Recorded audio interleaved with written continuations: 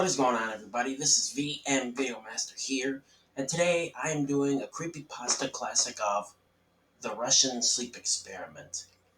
Now, at the end of this video, please let me know in the comments below what you would like to see next in a future video. Now, I hope you enjoy the story of the Russian Sleep Experiment. Russian researchers in the late 1940s kept 5 people awake for 15 days using an experimental gas-based stimulant. They were kept in a sealed environment to carefully monitor their oxygen intake so the gas didn't kill them. Since it was toxic in high concentrations, this was before closed-circuit cameras, so they had only microphones and 5-inch thick glass porthole-sized windows into the chamber to monitor them. The chamber was stocked with books, cots to sleep on, but no bedding, running water and toilet, and enough dried food to last all 5 for over a month. The test subjects were political prisoners deemed enemies of the state during World War II. Everything was fine for the first 5 days. The subjects hardly complained, having been promised that they would be freed if they submitted to the test and did not sleep for 30 days. Their conversations and activities were monitored, and it was noted that they continued to talk about increasingly trauma incidents in their past, and the general tone of their conversations took on a darker aspect after the 4th day mark.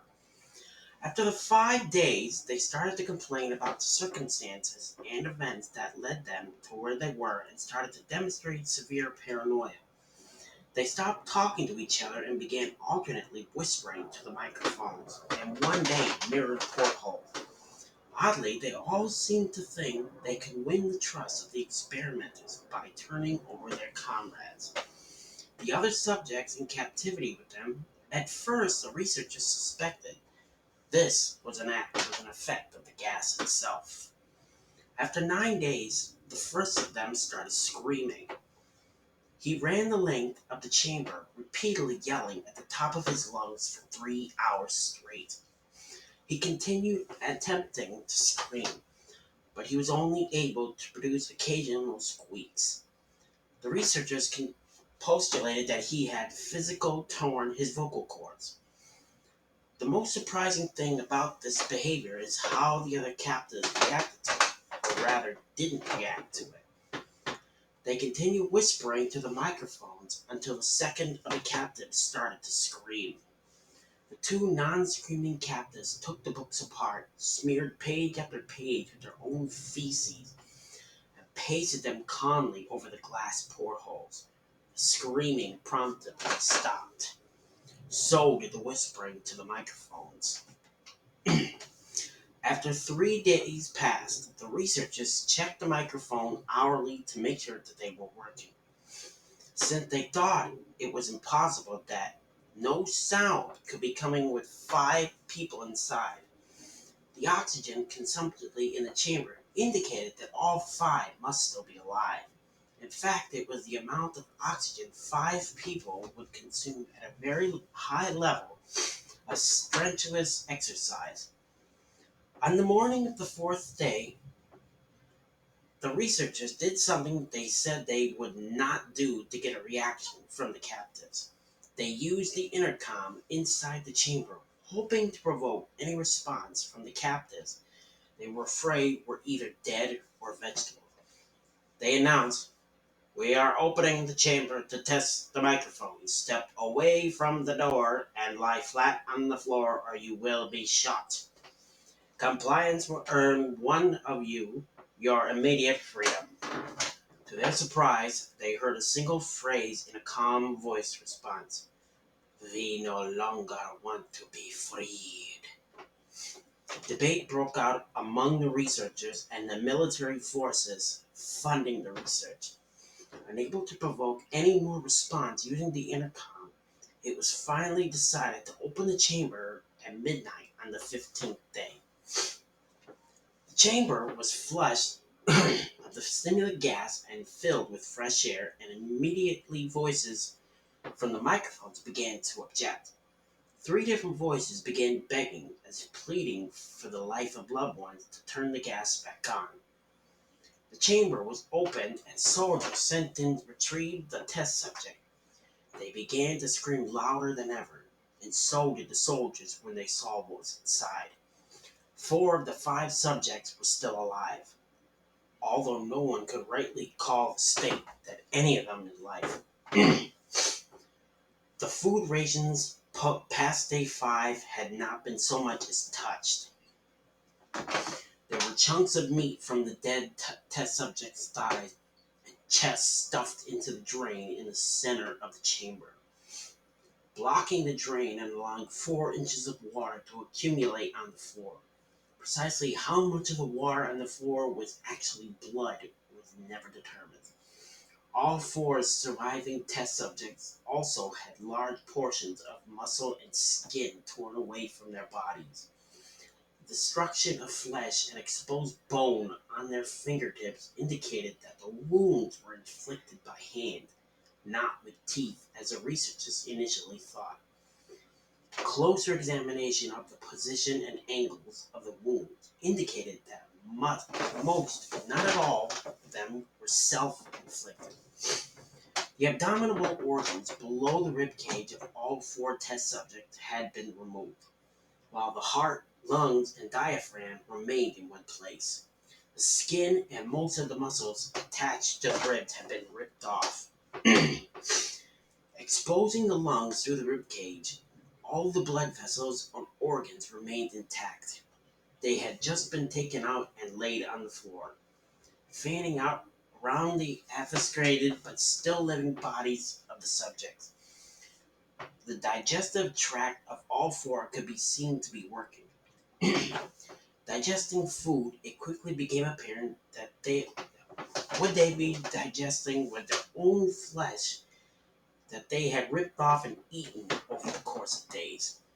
Most of the soldiers were Russian special operatives at the facility, but still, many refused to return to the chamber to remove the subjects. They continued to scream to be left in the chamber and alternately begged and demanded that the gas be turned on, lest they fall asleep. To everyone's surprise, the test subjects put on a fierce flight in the process of being removed from the chamber. One of the Russian soldiers died from having his throat ripped out.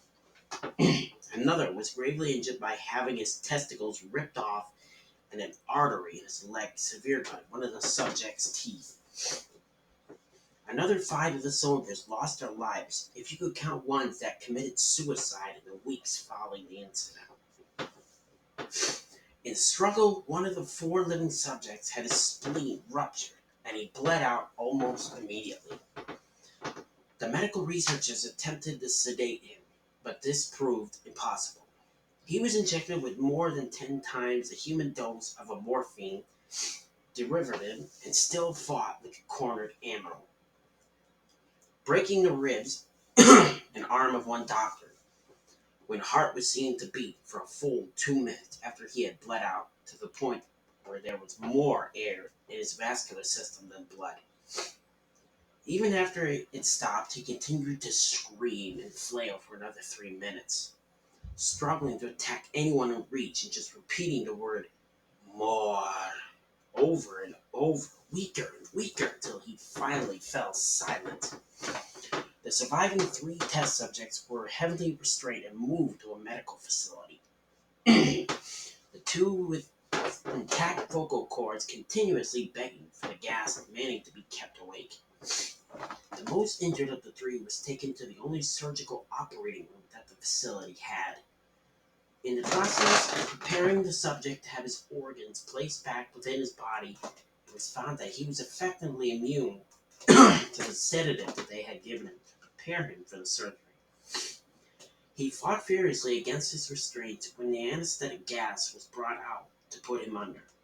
He managed to tear most of the way through a 4-inch wide leather strap on one wrist, even though the weight of a 200-pound soldier was holding that wrist as well. It took only a little more anesthetic than normal to put him under. and the instant his eyelids fluttered and closed, his heart stopped. In the autopsy of the test subject that died on the operating table, it was found that his blood had tripled the normal level of oxygen. His muscles that were still attached to his skeleton were badly torn, and he had broken 9 bones in his struggle to not be subdued. Most of them were from the force his own muscles had extorted on him. The second survivor had been the first of the group of 5 to start screaming. His vocal cords destroyed, he was unable to beg or object to surgery, and he only reacted by shaking his head violently in disapproval when the anesthetic gas was brought near him. He shook his head yes when someone suggested reluctantly, then tried the surgery without anesthetic, and then did not react for the entire 6-hour procedure of replacing his abdominal organs and attempting to cover them with what remained of his skin. The surgeon presiding stated repeatedly that it should be medically impossible for the patient to still be alive. One terrified nurse assisting the surgery stated that she had seen the patient's mouth curl into a smile several times whenever his eyes met hers. When the surgery ended, the subject looked at the surgeon and began to wheeze loudly, attempting to talk while struggling. Attempting this must be something of drastic importance. The surgeon had a pen and pad fetched so the patient could write his message. It was simple: keep cutting. The other 2 test subjects were given the same surgery, both without anesthetic as well, although they had to be injected with a paralytic for the duration of the operation. The surgeon found it impossible to perform the operation while the other patients laughed continuously. Once paralyzed, the subjects could only follow the attending researchers with their eyes. The paralytic cleared their system in a normally short period of time, and they were soon trying to escape their bonds. The moment they could speak, they were again asking for the stimulant gas. The researchers tried asking again why they had injured themselves, why they had ripped out their own guts, and why they wanted to be given the gas again. Only one response was given: I must remain awake. All 3 subjects' restraints were enforced, and they were placed back into the chamber awaiting determination as to what should be done with them. The researchers, facing the wrath of their military benefactors for having failed the stated goals of their project, considered euthanizing the surviving subjects. The commanding officer, a former KGB agent, instead saw potential and wanted to see what would happen if they were put back on the gas. The researchers strongly objected, but were overruled. In preparation for being sealed in the gas chamber again, the subjects were connected to an EEG monitor and had their restraints padded for long-term confinement. To everyone's surprise, all 3 stopped struggling.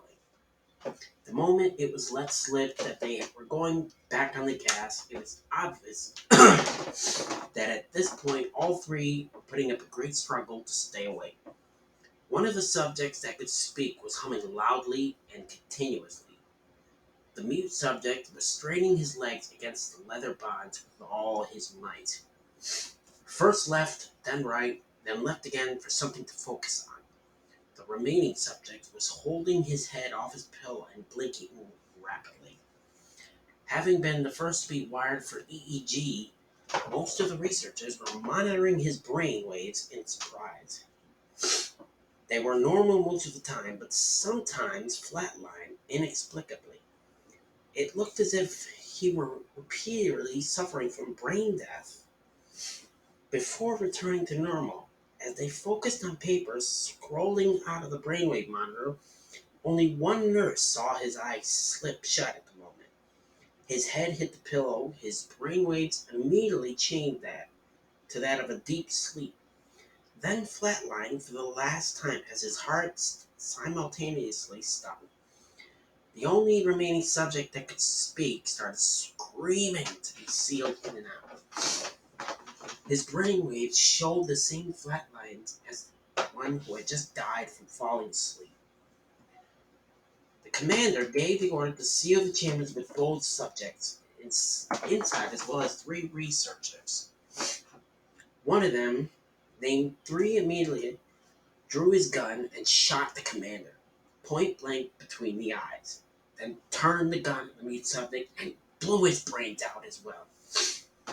He pointed his gun at the remaining subject, still restrained to a bed, as the remaining member of the medical researchers team fled the room.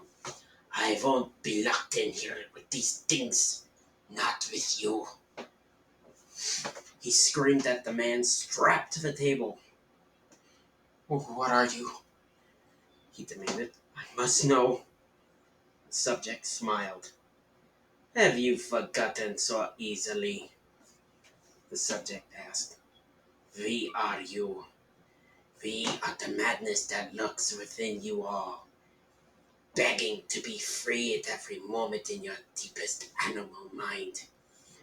We are what you hide from in your bed every night. We are what you sedate into silence and paralysis when you go to the nocturnal haven where we cannot tread. The researcher paused and aimed at the subject's heart and fired. The EEG monitor flatlined as the subject quickly choked out. So nearly free. The end. Well, you guys, I hope you enjoyed this story of the Russian sleep experiment. Just to let you know, if I messed up on some, if you notice I messed up on some of the words, it's because I was a bit tired today, so I wanted to do this story for you before I leave for Florida tomorrow. So, if you enjoyed this story, please let me know in the comments below what you thought and what you would like to see in a future video. But I'll do some more videos for you when I get back on Thursday. So, like I always tell you, take a mask, take gloves, and definitely take some hand sanitizer with you just to be safe. And I will see you all in the next video.